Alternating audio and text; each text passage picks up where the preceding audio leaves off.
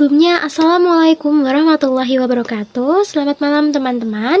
Perkenalkan, saya Ranjani Ambarsari dengan NIM 223333024. Izinkan saya di sini untuk memberikan tutorial terkait analisis data panel menggunakan FUSE. Nah, apa aja yang harus disiapkan? Yang pertama adalah outputnya, yang kedua adalah FUSE. Di sini saya menggunakan FUSE 13. Yang ketiga adalah data. Nah, langkah yang pertama yang harus dilakukan yakni dengan menentukan variabel penelitian. Di sini saya akan menganalisis terkait pengaruh tingkat pengangguran terbuka dan tingkat pendidikan terhadap tingkat kemiskinan di Provinsi Banten dengan studi kasus data pada tahun 2017 sampai dengan tahun 2024. Nah, yang pertama variabel penelitian. X1 atau independen 1 yang saya gunakan adalah tingkat pengangguran terbuka atau yang disingkat dengan TPT. Untuk variabel independen 2 atau X2 yakni tingkat pendidikan yang di sini diukur melalui rata-rata lama sekolah.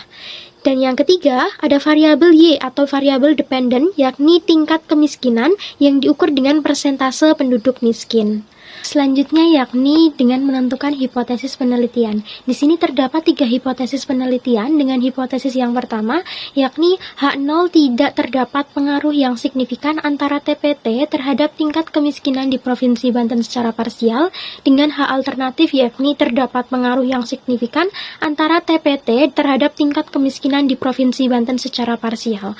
Nah, hipotesis yang kedua yakni dengan H0 tidak terdapat pengaruh yang signifikan antara tingkat pendidikan terhadap tingkat kemiskinan di Provinsi Banten secara parsial, dengan H alternatif terdapat pengaruh yang signifikan antara tingkat pendidikan terhadap tingkat kemiskinan di Provinsi Banten secara parsial. Dan untuk hipotesis yang ketiga yakni dengan H0 tidak terdapat pengaruh yang signifikan antara TPT dan tingkat pendidikan terhadap tingkat kemiskinan di Provinsi Banten secara simultan, dengan H alternatif terdapat pengaruh yang signifikan antara TPT dan tingkat pendidikan terhadap tingkat kemiskinan di Provinsi Banten secara simultan. Lalu langkah yang ketiga yakni dengan menentukan pemilihan model menggunakan uji Chow atau uji Hausman dan uji LM. Nah, menurut Sevitiri et al. Tahun 2021 terdapat 3 pengujian yang dilakukan yakni uji Chow dengan hasil apabila nilai probability itu lebih besar dari 0,05 maka keputusan yang diambil adalah menggunakan Common Effect Model atau CEM. Dan apabila nilai probability lebih kecil dari 0,05 maka yang digunakan adalah Fick Effect Model atau yang disebut dengan FEM. Lalu pengujian yang kedua adalah uji Hausman, di mana uji Hausman ini dilakukan apabila di dalam pengujian uji Chow yang terpilih adalah FEM. Nah, apabila nilai probability lebih besar dari 0,05 maka yang digunakan adalah Random Effect Model atau REM. Sedangkan nilai probability apabila lebih kecil dari 0,05 maka model yang digunakan adalah FEM atau Fick Effect Model seperti di uji Chow yang telah dihasilkan. Lalu apabila di dalam uji Hausman diperoleh hasil yakni menggunakan REM maka harus dilakukan pengujian lagi menggunakan uji LM. Dengan kriteria apabila nilai probability lebih besar dari 0,05 maka yang digunakan adalah Common Effect Model atau yang disebut dengan CEM. Dan apabila nilai probability lebih kecil dari 0,05 maka model yang digunakan tetap menggunakan model REM. Nah, selanjutnya adalah menggunakan uji Chow yang pertama. Nah, uji Chow itu adalah metode statistik yang digunakan untuk menentukan apakah model regresi data panel sebaiknya menggunakan pendekatan Common Effect Model atau CEM atau Fick Effect Model atau FEM. Nah, uji ini membandingkan kedua model tersebut untuk melihat apakah terdapat perbedaan signifikan antar struktur data antar individu ataupun waktu. Sebelum menganalisis menggunakan uji Chow, memasukkan data terlebih dahulu dengan mengekspor data yang telah kita siapkan di Excel tadi dengan cara klik Open a Foreground File. Oke, lalu cari data yang tadi telah disiapkan. Klik Open, klik Next. next, lalu sampai di sini finish dan klik yes. Nah, maka di sini data sudah berhasil diinput. Cara mengujinya yakni pilih X1, X2, dan Y, kita blok, lalu klik kanan, klik open as equation, lalu di sini Y dan C dipindah ke depan, yakni persamaannya menjadi Y spasi C spasi X1 X2, lalu klik panel option, cross section diganti dengan fix dulu, lalu klik OK. Nah, setelah outputnya muncul, lalu diklik view, fix atau garis miring random effect testing, lalu klik yang atas sendiri, Residians Fix Effects. Oke, lalu diperoleh hasil output yang kita inginkan, yakni dengan menggunakan uji Chow. Nah, ini kemudian disalin. Nah, kebetulan saya sudah menyalinnya di output yang saya sediakan. Nah, di sini diperoleh nilai probability yakni sebesar 0,000.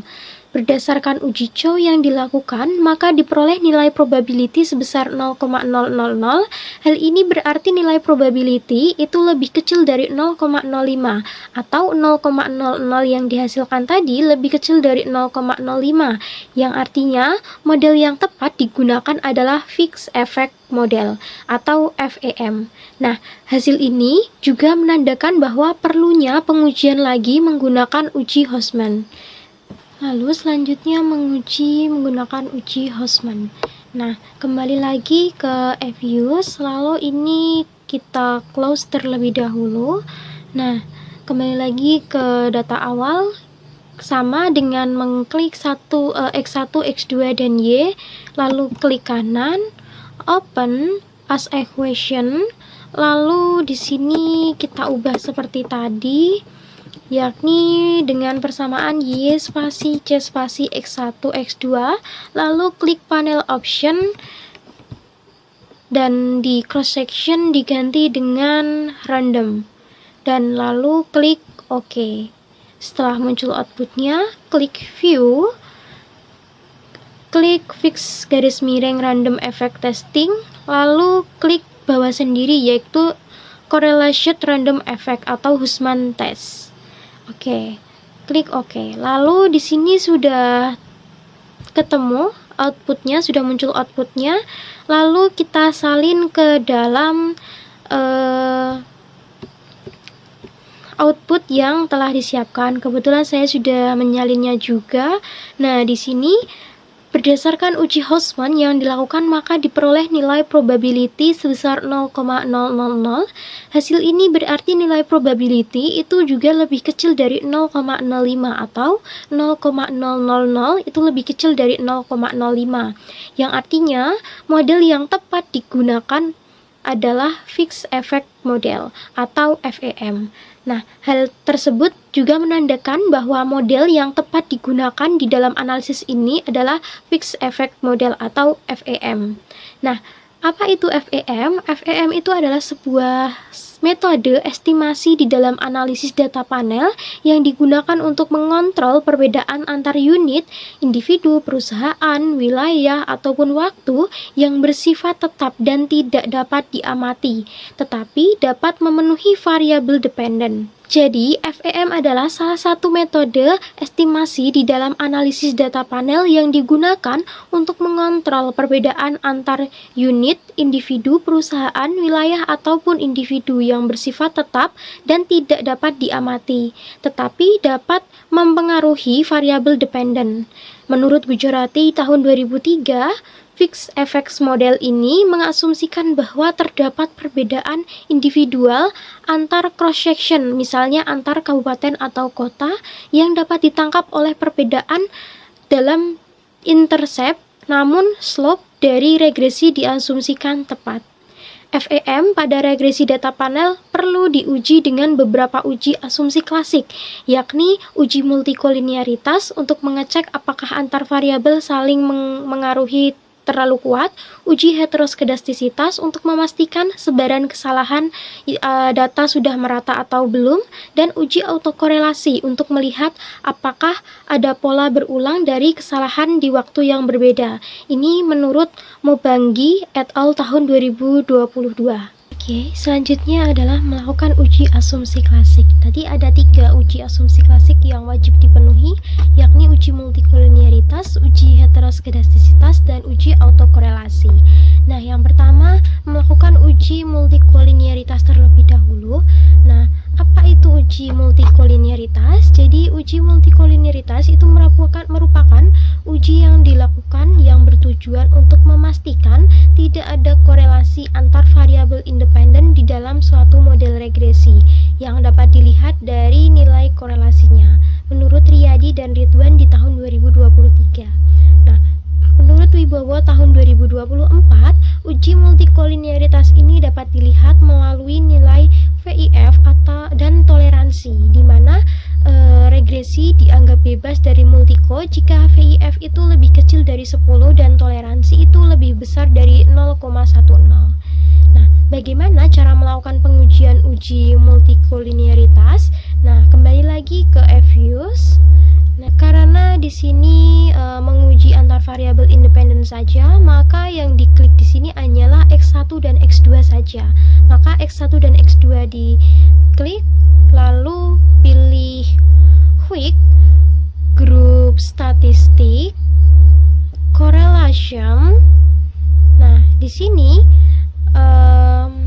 langsung klik saja Oke. Nah, di sini diperoleh bahwa nilai X1-nya dan X2-nya, toleransi antara X1 dan X2.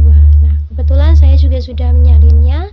Nah, di sini berdasarkan pengujian yang dilakukan, itu diperoleh hasil bahwa nilai toleransi kedua variabel baik X1 maupun X2 itu sama, yakni sebesar min 0,417, yang berarti tidak terjadinya multikolinearitas antar variabel independen dalam model ini, yakni min 0,417 itu lebih besar dari 0,10.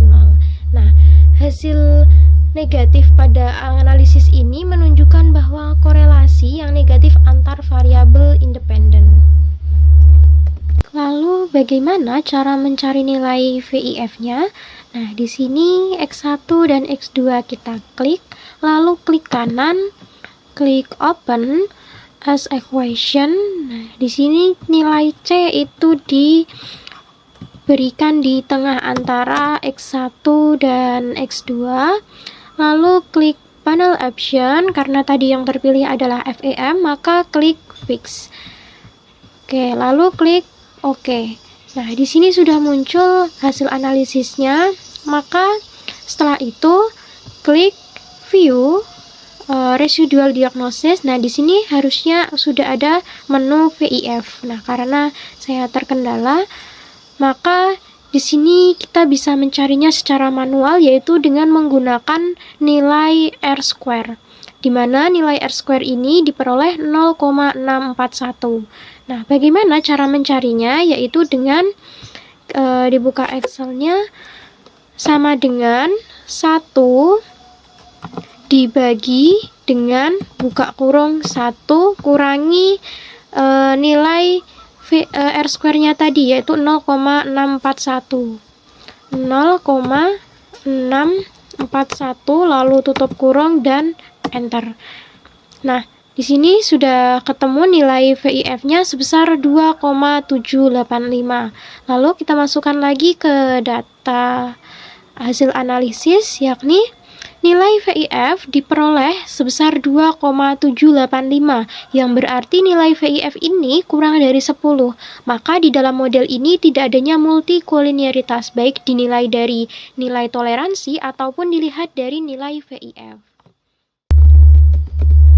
Nah, selanjutnya yang kedua melakukan uji heteroskedastisitas. Nah, uji heteroskedastisitas itu merupakan uji yang bertujuan untuk menguji apakah dalam model regresi variasi residual itu bersifat konstan antar satu pengamatan dengan pengamatan lainnya. Ini menurut Taufik tahun 2024. Nah, kriteria saja pengujiannya, yakni dengan nilai signifikansi atau p-value itu lebih besar dari 0,05, maka menunjukkan tidak adanya heteroskedastisitas. Sedangkan jika nilai signifikansi itu lebih kecil sama dengan 0,05, itu menunjukkan adanya heteroskedastisitas. Maka di sini kembali lagi ke data awal, klik quick, lalu general series. Nah, di sini kita klik abs underscore res sama dengan abs buka kurung reset tutup kurung dan oke. Nah, di sini sudah muncul untuk ABS resnya ya. Lalu setelah ini muncul, langsung saja klik quick, lalu estimate equation, lalu klik di sini ABS underscore res spasi C spasi X1 spasi X2. Lalu di sini panel option, karena menggunakan fix effects maka tetap diubah ke fix. Lalu klik OK. Nah, di sini sudah muncul outputnya ya, dengan nilai statistik juga sudah ada, nilai probability-nya juga sudah ada. Maka lanjut bisa disalin.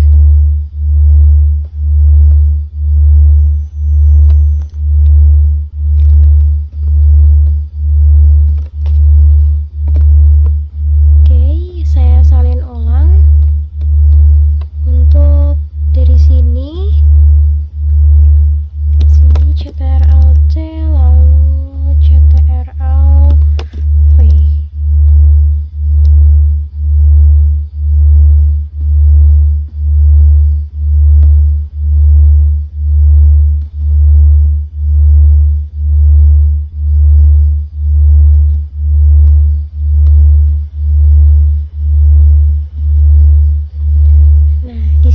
Bisa dilihat untuk nilai probability-nya.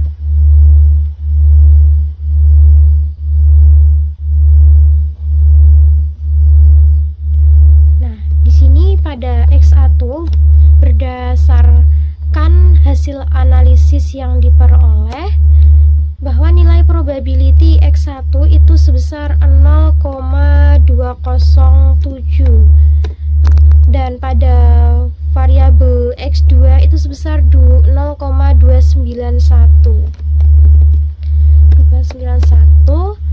Nah, yang berarti bahwa 0,207 dan 0,291 itu lebih besar dari 0,05, yang artinya di dalam model ini sudah terbebas masalah heteroskedastisitas.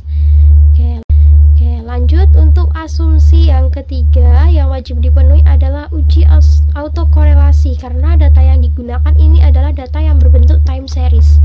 Nah, menurut Budi et al. Tahun 2024, uji autokorelasi ini bertujuan untuk memeriksa apakah residu di dalam model regresi tidak berkorelasi antar satu sama lain.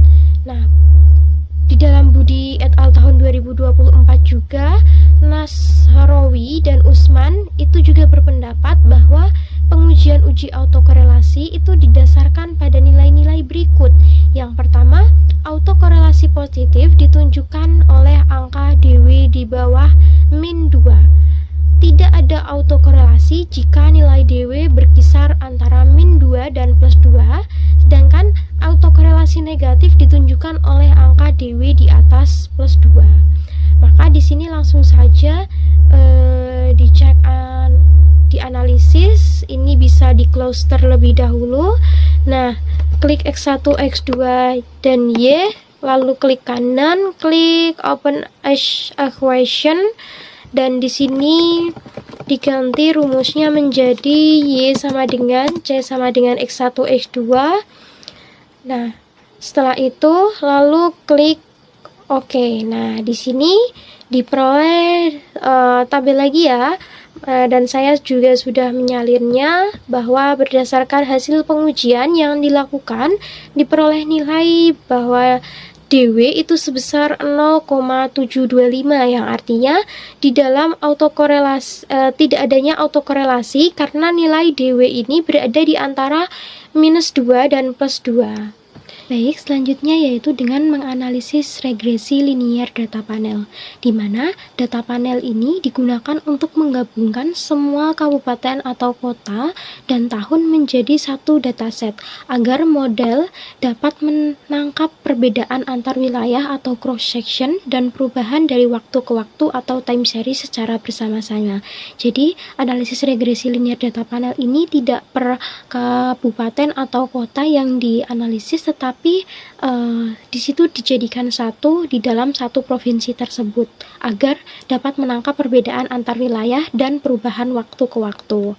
Nah, analisis data panel dilakukan dengan cara, kembali ke views, ke data tadi yang telah di upload, lalu klik X1, X2, dan Y, dan klik kanan open as equation. Nah, di sini modelnya diganti dengan Y spasi C spasi X1 spasi X2. Panel optionnya karena tadi yang terpilih adalah FEM, maka cross sectionnya diganti dengan fix. Lalu klik OK. Nah, di sini sudah muncul outputnya. Lalu untuk mengetahui model regresi liniernya, klik View, lalu Representation. Oke, nah di sini sudah ada koefisiennya. Nah, kebetulan saya juga sudah menyalirnya, maka diperoleh nilai bahwa Y sama dengan -8.653 plus 0,117 X1 plus 1,514 X2. Nah, jadi di sini nilai konstanta sebesar -0,8653 -8,653, yang artinya jika TPT atau X1 dan tingkat pendidikan atau X2 itu bernilai 0, maka tingkat kemiskinan diperkirakan sebesar -8,653%. Nah, koefisien regresi untuk tingkat pengangguran terbuka atau TPT itu sebesar 0,117, yang menunjukkan bahwa apabila nilai TPT itu meningkat 1%, maka tingkat kemiskinan di Provinsi Banten diperkirakan akan meningkat juga sebesar 0,117%, dengan asumsi bahwa variabel tingkat pendidikan itu tetap. Temuan ini konsisten dengan teori ekonomi menurut Tadaro dan Smith pada tahun 2015 yang menyatakan bahwa pengangguran ini merupakan salah satu faktor utama penyebab kemiskinan karena individu yang tidak bekerja cenderung tidak memiliki pendapatan yang memadai untuk memenuhi kebutuhan hidupnya.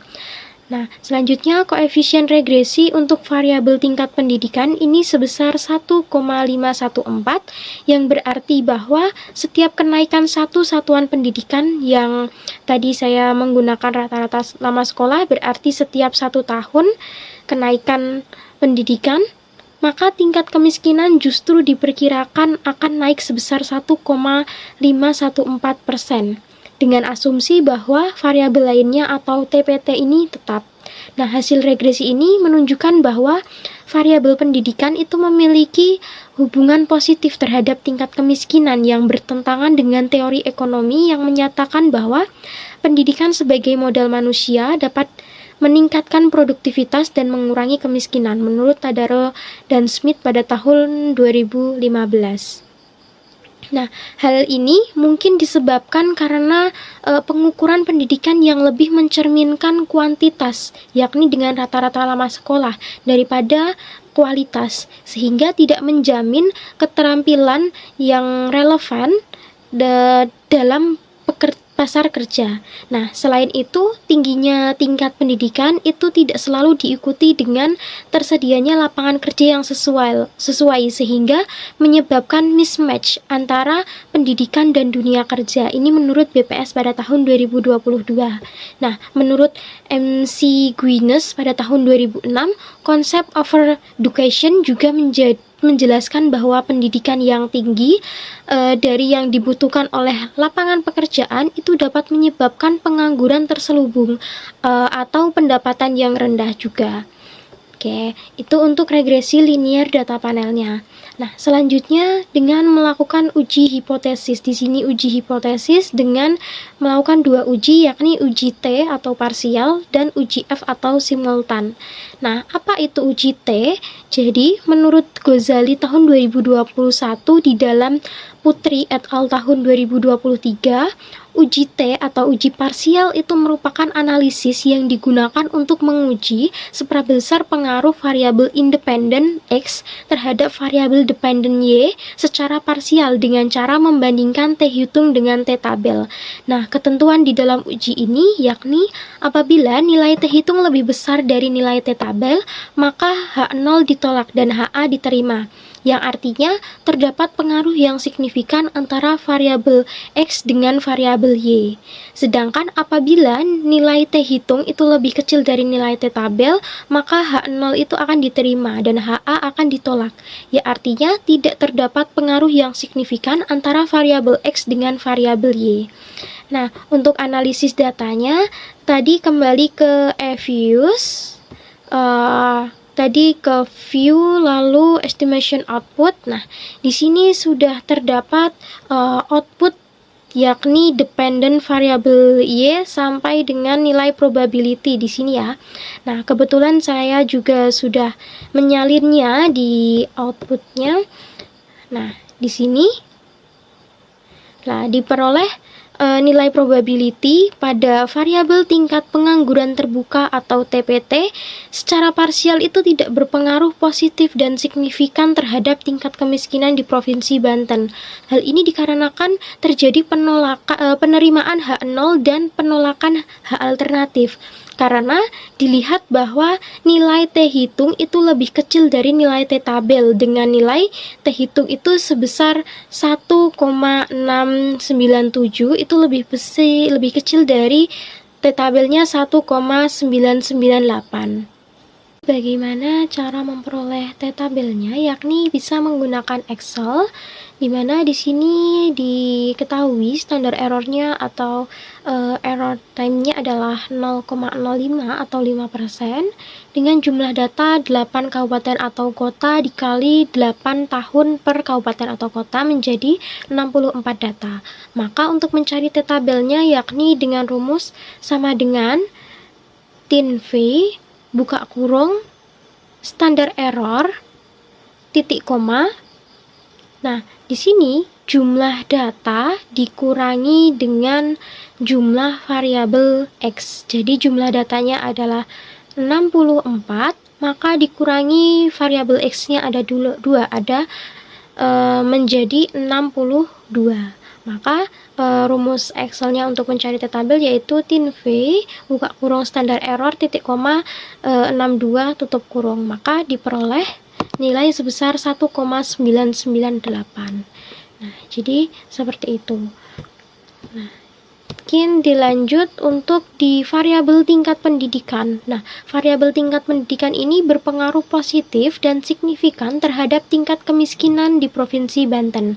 Karena di sini terjadi penolakan H0 dan penerimaan HA. Karena di sini terdapat nilai T hitung lebih besar dari T tabel dengan nilai T hitung sebesar 3,550 lebih besar dari 1,998.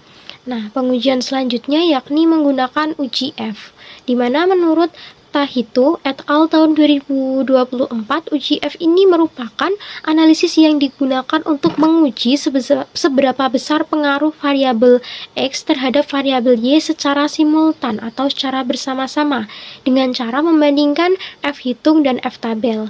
Nah, ketentuan ujinya yakni apabila nilai F hitung itu lebih besar dari F tabel, maka terjadi penolakan H0 dan penerimaan HA, yang artinya terdapat pengaruh yang signifikan antara variabel X terhadap variabel Y.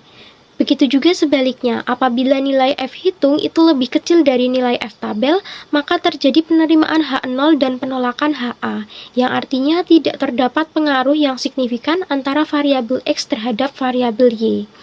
Nah, sebelum melakukan analisis juga di UGF itu memerlukan tabel F, di mana tabel F ini dapat diperoleh melalui dengan rumus sama dengan F titik INV titik RT buka kurung standar error titik koma jumlah variabel X yaitu 2 titik koma jumlah data dikurangi dengan jumlah variabel keseluruhan, yakni jumlah datanya 64 dikurangi dengan jumlah variabel X dan Y-nya ada 3. Jadi 64 kurangi 3 menjadi 61. Maka diperoleh nilai F tabel sebesar 3,147. Baik, selanjutnya bagaimana cara memperoleh nilai F hitung? Maka di sini kembali ke data. Nah, diperoleh nilai fokus pada R² ke bawah, F statistik dan nilai probability. Nah, yang ini disalin, kebetulan saya juga sudah menyalinnya. Nah, diperoleh berdasarkan analisis di atas itu diperoleh bahwa nilai F hitung itu lebih besar dari nilai T tabel dengan nilai 93,731 itu lebih besar dari 3,147, yang artinya di sini terjadi penolakan H0 dan penerimaan HA, yang berarti bahwa tingkat pengangguran terbuka dan tingkat pendidikan itu secara simultan berpengaruh positif serta signifikan terhadap tingkat kemiskinan di Provinsi Banten. Oke, itu untuk UGF-nya. Lalu langkah yang ketujuh itu melakukan uji koefisien determinasi atau yang disebut dengan R². Nah, apa itu R²? Menurut Ramadhani dan Saputra pada tahun 2023, koefisien determinasi atau R² itu digunakan untuk mengukur seberapa baik variabel independen X itu mampu menjelaskan variabel dependen Y. Nah, semakin besar nilai R², maka model tersebut semakin baik di dalam menjelaskan hubungan antar variabel X terhadap variabel Y. Sedangkan nilai R² yang rendah itu menunjukkan bahwa model tidak banyak digunakan untuk menjelaskan hubungan antara variabel X terhadap variabel Y, sehingga mungkin ada faktor lain yang lebih berpengaruh dan tidak dimasukkan di dalam model. Nah, nilai R² ini berkisar 0 sampai dengan 1, di mana R² sama dengan 1 itu berarti model menjelaskan 100% variasi dari variabel Y, yang artinya semua data cocok pada model. Nah, untuk yang kedua, R² itu sama dengan 0, berarti bahwa model tidak dapat menjelaskan variasi dalam variabel dependen sama sekali. Nah, bagaimana cara mengetahui uji R²? Maka kembali lagi ke Fuse. Nah, di sini sudah terdapat hasil output yakni R² sebesar 0,939. Nah, kebetulan saya juga sudah menyalinnya. Nah, berdasarkan hasil di atas dapat dilihat bahwa nilai R² itu sebesar 0,929. Hal ini berarti bahwa tingkat pengangguran terbuka dan tingkat pendidikan itu mampu menjelaskan variabel tingkat kemiskinan di Provinsi Banten itu sebesar 92,9%, sedangkan sisanya 7,1% itu dijelaskan oleh variabel lain yang tidak dimasukkan ke dalam model. Nah, jadi kesimpulannya bagaimana? Jadi kesimpulannya berdasarkan hasil analisis regresi linier berganda menggunakan data panel itu dapat disimpulkan bahwa secara parsial variabel tingkat tingkat pengangguran terbuka atau TPT tidak berpengaruh secara signifikan terhadap tingkat kemiskinan di Provinsi Banten. Sedangkan variabel tingkat pendidikan itu berpengaruh positif dan signifikan terhadap tingkat kemiskinan di Provinsi Banten. Nah, namun secara simultan kedua variabel tersebut secara bersama-sama berpengaruh positif dan signifikan terhadap tingkat kemiskinan, sebagaimana yang ditunjukkan oleh F hitung yang lebih besar dari F tabel. Nilai koefisien determinasinya pun sebesar 0,929 yang menunjukkan bahwa model ini mampu menjelaskan variasi tingkat kemiskinan sebesar 92,9%, sedangkan sisanya sebesar 7,1% itu dipengaruhi oleh faktor lain yang tidak dimasukkan di dalam model regresi. Nah, berikut referensi yang saya gunakan.